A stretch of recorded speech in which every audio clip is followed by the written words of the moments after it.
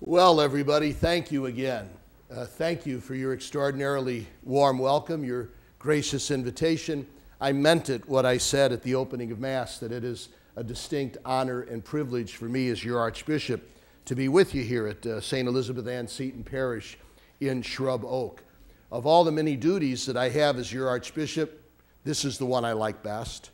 Just being with you, God's people, for Sunday Mass.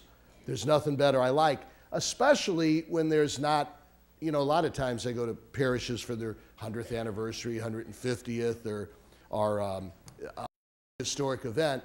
This is just being with you. I know we're celebrating your parish feast day, and I know we're celebrating 35 years of St. Elizabeth Ann Seton's canonization. As a matter of fact, I was there. September 14th, 1975, I was a deacon at the North American College in Rome, a year before my ordination as a priest, and I was able to go to Mother Seton's canonization in St. Peter's Square by Pope Paul VI. So I know that's sort of special, but in a way, this is just a chance for me as your father, as your shepherd, as your pastor, as Monsignor so graciously mentioned at the opening of Mass, just to be with you.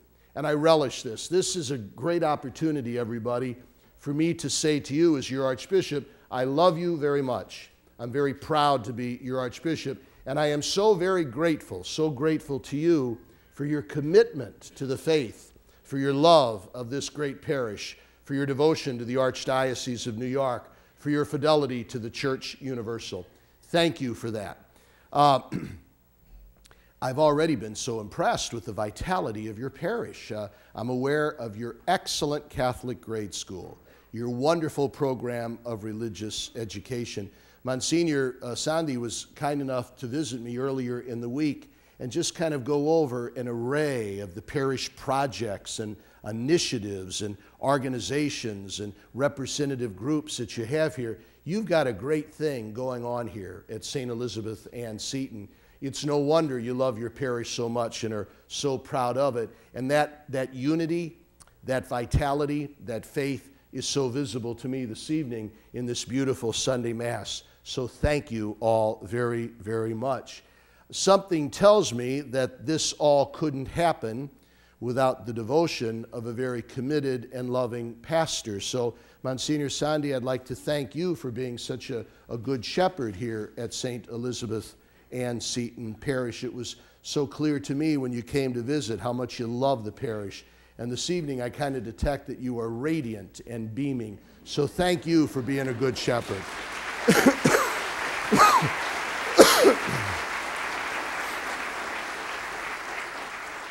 Our wonderful Father George, and now Father George, thank you for your service, and I've just christened your other assistant, Father O'Malley, because I can't say his last name. All right, so thank you both. Thank you both. Thank you.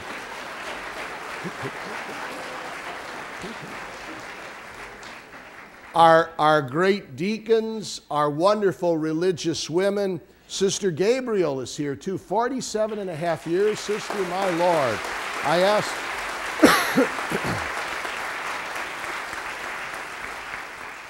asked her if she knew Mother Seton. But it's so good, Sister. What a great source of unity and you are to this parish, and you give us a chance to thank the Sisters of Charity. They just celebrated their 200th anniversary of being established by St. Elizabeth Ann Seton, so we're glad you're here, Sister. And Mother, it is so good that you are here too, in the front pew.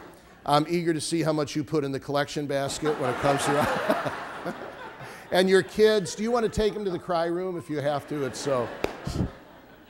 Oh.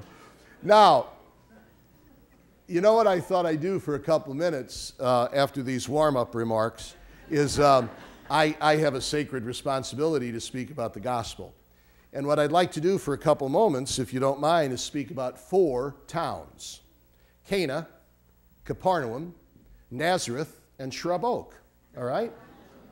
Cana, Capernaum, Nazareth, and Shrub Oak. Cana, well, you know what happened to Cana. Remember the gospel 2 weeks ago? That's where Jesus worked his first miracle, changing water into wine at the request of his Blessed Mother for that newly married couple. Cana went wild. Cana began to, I would too if somebody changed water into wine. Cana, I'd prefer Jameson myself, but Cana went wild and believed in Jesus. They accepted him as the Messiah. Then he went to Capernaum, remember? And he cured the paralytic at Capernaum. And Capernaum went wild. And they began to acclaim him as their Lord and Savior. Cana, Capernaum, he's on a roll, folks. And then he gets to Nazareth. Now, Nazareth is his hometown. This ought to be a slam dunk, all right? This is hometown boy makes good. They've known him since he was a kid. They've known Mary and Joseph. He comes to Nazareth, and you would think they would go crazy, all right? And what happens? Nazareth rejects him. Nazareth criticizes him. Nazareth, his hometown, refuses to believe in him and accept him as their Lord and Savior. Nazareth gets mad at him and takes him out of town and wants to throw him off the cliff, but he turns around and walks through their midst. What happened? What happened in Nazareth? Well, maybe it's because that they figured that they knew him so well. He didn't have anything new to teach him. Who is this big shot? Who is this kid? Who is this pipsqueak come back to try to teach us how to live and how to believe and how to pray? He doesn't have anything on us. We've known him for too long. He's nothing new. He's nothing novel. He's nothing fresh. He's nothing daring. We know his folks. We know his family. We're not going to listen to this guy. He's old hat. How dare you try to teach us anything?